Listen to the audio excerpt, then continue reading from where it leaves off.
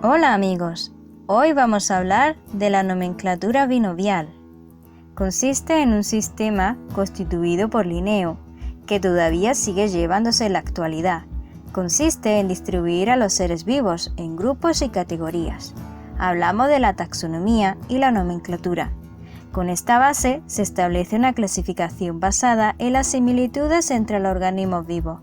Para ello, Linneo constituyó una manera de nombrar a la especie con solo dos palabras en latín. Una indica el género y la otra representa a la especie, como en el caso del Homo sapiens.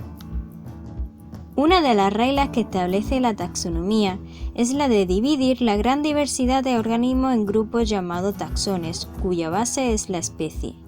La especie es el grupo de organismos con características similares entre sí. Esto se puede cruzar genéticamente y obtener descendencia. La nomenclatura binomial es una definición científica aplicada a cada especie, como hemos comentado al principio, y la primera letra del nombre pertenece al género, que se escribe siempre con mayúscula. Y ahora, como ya sabemos cómo se escribe científicamente, ahora vamos a hablar de los reinos de los seres vivos. En cualquier especie ha sido evolucionado a partir de otra que ya existía. Esto significa que puede constituirse categorías con similitudes morfológicas y de parentesco. En 1969 se establece un grupo de organismos vivos en 5 reinos. Actualmente se sigue manteniendo esa clasificación, aunque con alguna variación evolutiva. Reino Monera son los seres vivos más antiguos de la Tierra. A este reino pertenece el grupo de seres vivos compuestos de una célula procariota, la cual no tiene un núcleo definido. Este reino, en la actualidad, tiende a referirse como un reino procariota. Esta distinción es debida a las bacterias y a las arqueas, cuyos grupos tienen distintas características. Los seres vivos unicelulares, procariotas, heterótrofos y autótrofos se ramifican en 2 grupos esenciales, arqueobacterias y eubacterias. Las primeras son bacterias que habitan en zonas más bien extremas, como las fuentes termales, lagos salinos, fumarolas marinas, etc. Y son bacterias muy antiguas. Las segundas son seres vivos microscópicos con células procariotas. Ahora hablaremos de las arqueas. Son un grupo de seres vivos unicelulares con morfología procariota, generalmente sin núcleo ni orgánulo membranoso en el interior. En esencia, son distintas a las bacterias, con lo que tienen su propio reino. Cuando las arqueas estaban incluidas en el reino Monera, los expertos lo llamaban arqueobacterias, cuya definición ya no se usa. Las eubacterias llevan en el planeta más de 3.000 millones de años. Las hay que benefician el organismo de las personas, como la del yogur, mientras que otras pueden suponer un riesgo, como la salmonela. Algunas de las eubacterias son las que también se utilizan para elaborar el vino, el queso o incluso para depurar el agua. ¿A que eso no lo sabíais? El reino protoctista. Este reino, también conocido como protista, constituye el grupo de los eucariontes. Habitan en lugares acuáticos, en zonas húmedas o dentro de otro organismo.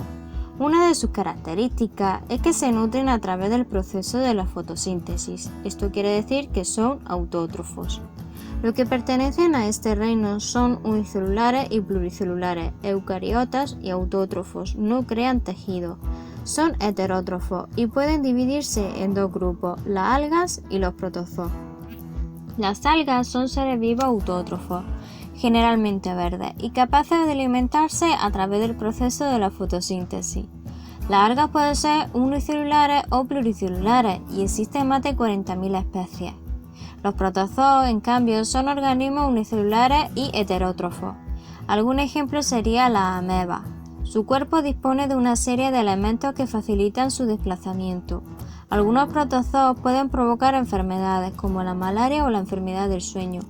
Los protozoos son también fagótrofos y detritóvoros o depredadores. Habitan en zonas húmedas o directamente en el agua. Reino fungi. A este grupo pertenece una serie de organismos sencillos. Pueden ser unicelulares o pluricelulares. No disponen de tejido. Son heterótrofos y eucariotas. Este reino se divide en 2 grupos, ascomicetes y basidiomicetes. Al primero pertenecen los mohos, la levadura, las trufas, entre otros. Al segundo se incluyen los hongos y las setas. Reino Metafitas, también llamado como reino vegetal, se constituye de organismos eucariotas, pluricelulares y autótrofos.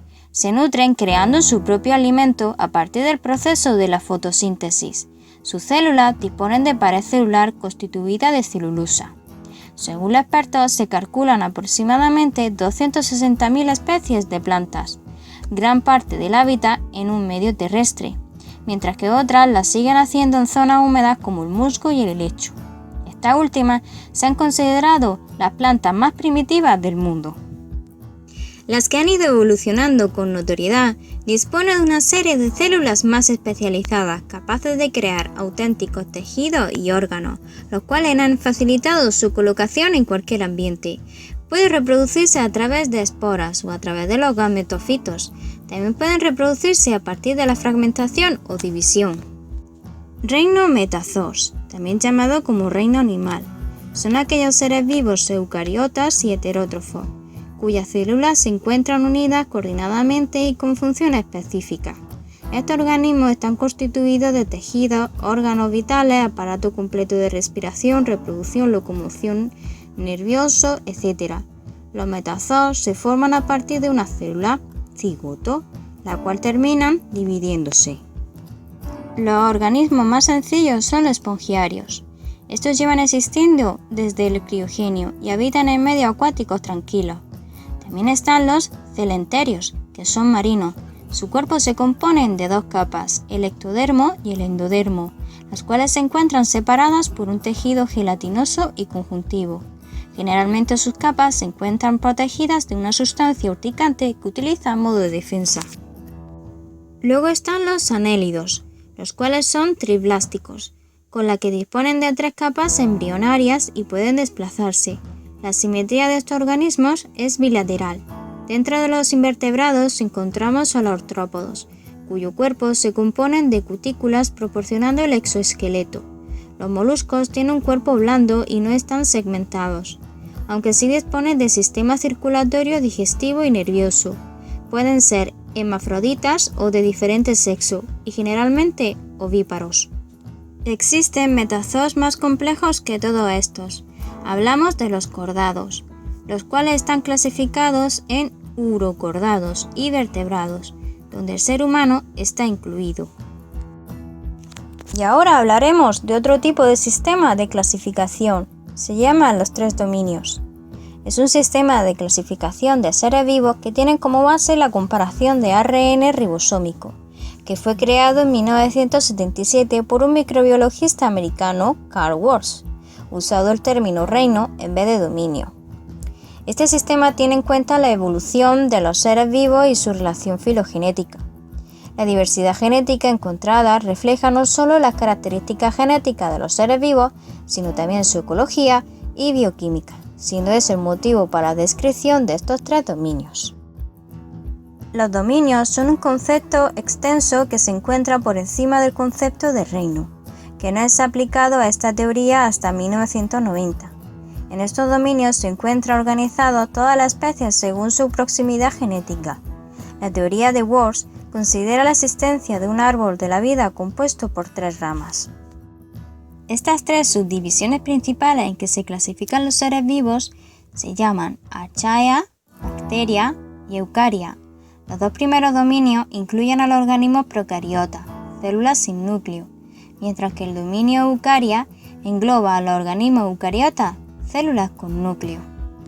La clasificación cladista o filogenética es una clasificación científica de las especies basadas únicamente en las relaciones de proximidad evolutiva entre las distintas especies, reconstruyendo la historia de su diversificación, desde el origen de la vida en la Tierra hasta la actualidad.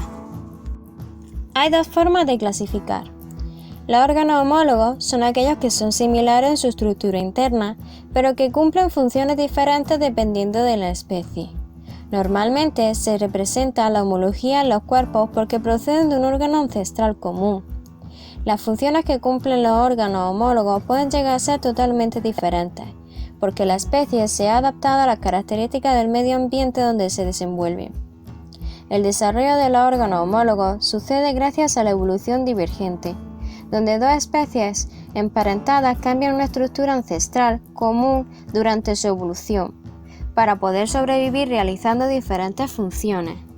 Por esto se dice que los órganos son homólogos cuando tienen el mismo origen evolutivo, es decir, un antepasado común, aunque se haya desarrollado cumpliendo funciones con diferentes propósitos. Por ejemplo, las extremidades anteriores de los vertebrados, como los brazos, las alas de las aves y las aletas de un delfín, son órganos homólogos porque provienen del mismo ancestro común, mientras cumplen funciones totalmente diferentes.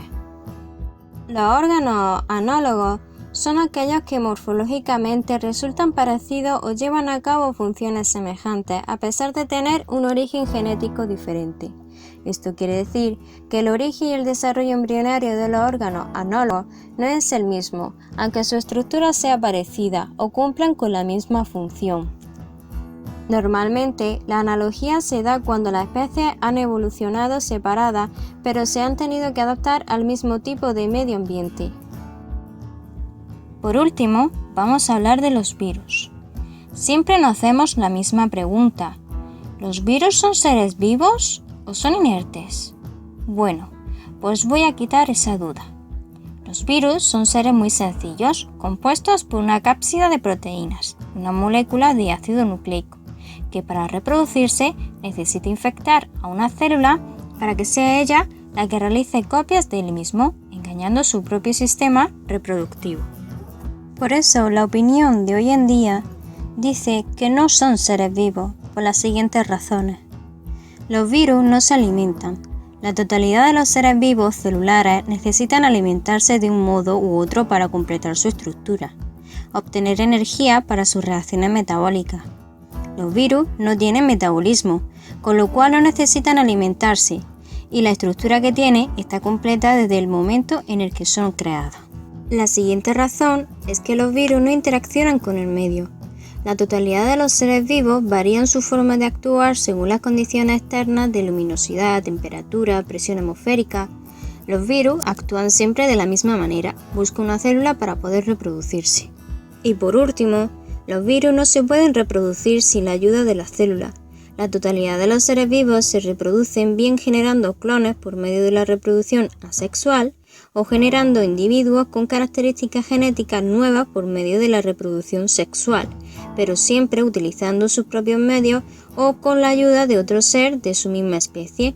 Sin embargo, un virus, si no tiene alguna célula cerca, es incapaz de reproducirse.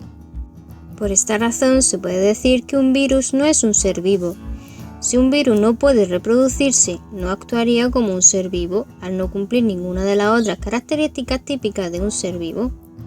Alguien diría también que cualquier otro ser vivo que se reproduzca por medio de la reproducción sexual no podría reproducirse sin la ayuda de otro ser de su misma especie, pero en este caso en concreto sí cumpliría con las demás características de los seres vivos.